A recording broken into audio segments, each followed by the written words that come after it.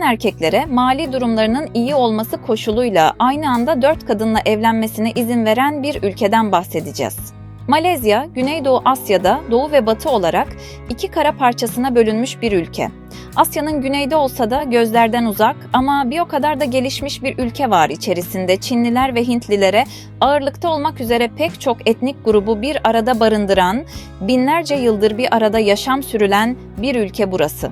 Öyle ki ülkenin etnik yapısı %40'ı kadar Çinlilerden, %10'u kadar Hintlilerden ve %50'lik kısmı Malezyalılardan oluşuyor. Onlar kendilerine Malaylar diyorlar ve Malezya adını verdikleri bu toprakların sahibi konumundalar. Ülkeye adımınızı atar atmaz şaşırmaya başlıyorsunuz. Kuala Lumpur Uluslararası Havaalanı'nda gerçek bir yağmur ormanında yürüyebilirsiniz.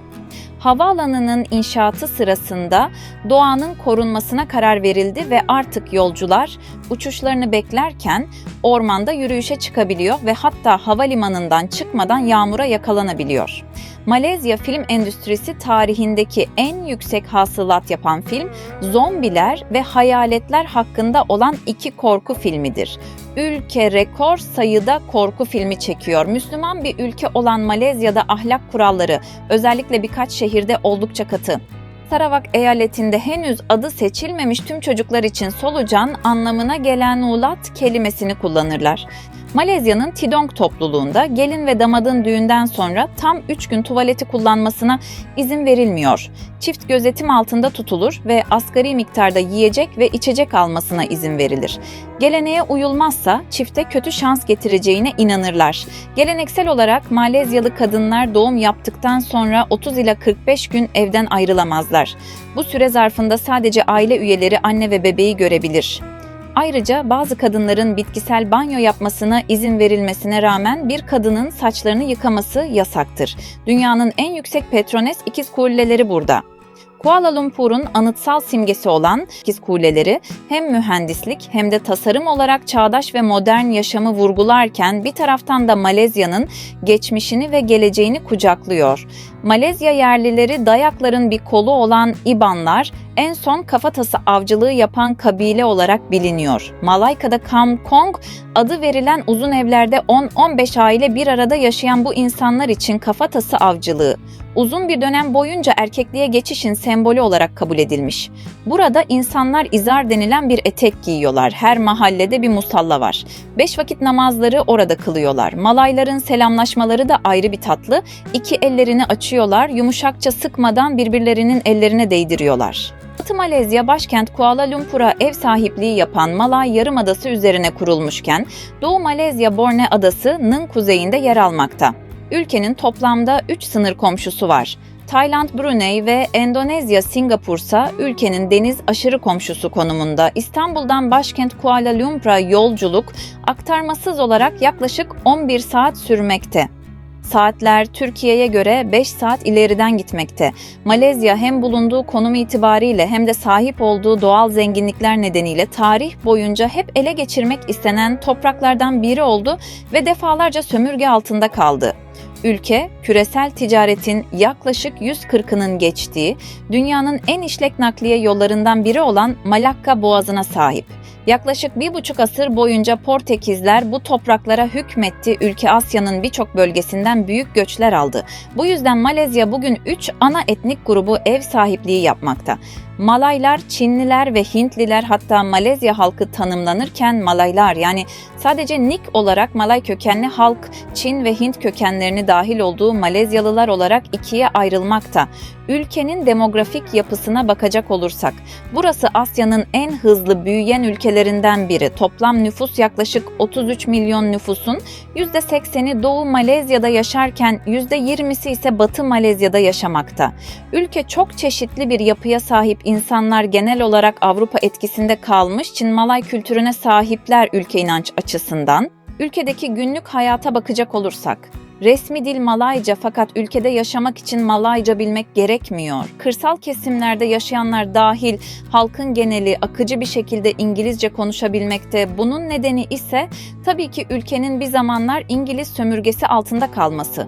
Çok yerel restoranlarda İngilizce menü ya da herhangi bir tabela bulunmasa bile çalışanlar İngilizce konuşabildiği için sıkıntı yaşanmıyor. Zaten Malezyalılar genel olarak eğitimli insanlar, kadınların çalışma oranı %52 civarında. Üniversite öğrencilerinin %60'ını kadınlar oluşturuyor. Bu arada Malezya yurt dışından en çok öğrenci alan ülkelerden biri. Resmi dil Malayca olsa da Hindular ve Çinliler devlet dairelerinde kendi dillerinde hizmet alabiliyorlar. Ya da çocuklarını kendi ana dillerinde okutabiliyorlar. Ülkenin para birimi Malezer'in ringi. Ülkenin resmi bir dini var, İslam ve burada şeriat uygulanmakta. Ülke sadece coğrafi anlamda değil, her anlamda ikiye bölünmüş gibi. Müslümanların yaşadığı Malezya, diğeri ise Müslüman olmayanların yaşadığı Malezya. Şeriat sadece Müslüman olanlara geçerli, anayasalara göre tüm Malay kökenli insanlar Müslüman olmak zorunda. Ülkede Müslümanlar için çift yollu bir hukuk sistemi uygulanıyor. Biri normal hukuk mahkemeleri, diğeri ise Malayların dini ve ahlaki suçlamalarla yargılanabileceği şahsi ve aile davalarına bakan şeriat mahkemeleri. Mesela en basitinden Müslümanların alkol tüketmesi yasak, bir otelin sahibi Malaysa yani Müslüman oteli ve alkol yasak. Diğer işletmelerde alkol serbest, bu sayede de ülkede gece kulübü, bar gibi mekanlar bulunabiliyor. Alkol ülkede en pahalı satılan şeylerden biri ve her yerde tüketilmiyor. Alkol tüketilen restoran ve kafeler oldukça nadir. Genel olarak akşam 9'dan sonra alkol satışı yapılmazken mekanlarda ise gece 1'den sonra alkol servisi yapılmıyor. Halka açık bir yerde sarhoş olmak, 20 ring para cezası veya 10 gün hapis cezası neden olmak da kısacası. Müslümanlara uygulanan cezalar ve yasalar farklı. Günümüzde şeriat mahkemeleri ceza olarak en fazla 3 yıl hapis. Fakat bu sınırların arttırılması hedeflenmekte. Malayların dinlerini değiştirmeleri kanunlara göre pek mümkün değil. Müslüman bir ailede doğan çocuk Müslüman olarak kayda geçmekte ve hayatlarının Müslüman olarak tamamlamakta. Hatta şeriatın daha sıkı uygulandığı Kelantan ve Terengganu eyaletlerine göre bir Müslümanın dinini değiştirmesi ölüm cezasını gerektiren bir suç ama ülkenin anayasası bu cezaya izin vermediği için uygulanamıyor. İnsanların dini inancını yeniden kazanması için İslami rehabilitasyon merkezleri kurulmuş, eyaletlere göre farklılık gösterse de insanlar bu merkezlerde 100 günden 3 yıla kadar tutulabilmekte. İnsanlara baskı yapan sadece devlet değil, toplum baskısı da var.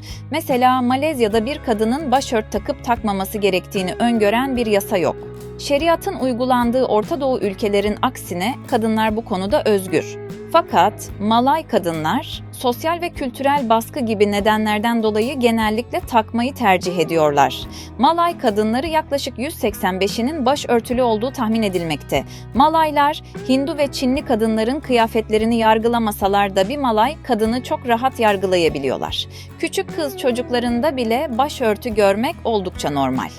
Zaten bazı okullarda başörtü, üniformanın bir parçası, ülkenin en büyük üniversitelerinden biri olan hukuk, tıp dahil birçok bölümü içinde barındıran İslam Üniversitesi'nde Malay kız öğrencilerinin başörtü takma zorunluluğu bulunuyor. Gayrimüslim kızları ise böyle bir zorunluluğu yok. Malezya'nın büyüleyici tropikal yağmur ormanları birçok garip ve harika şeyi bünyesinde barındırıyor. Çapı 1 metreyi, ağırlığı ise 10 kilogramı bulan Rafflesia çiçeği Malezya dahil dünyada sadece 4 ülkede yetişiyor. Bir videonun daha sonuna geldik. Vakit ayırdığınız için teşekkür ederim. Videomuzu beğendiyseniz beğenmeyi ve abone olmayı unutmayın. Yeni videoda görüşmek üzere. Hoşça kalın, sevgiyle kalın.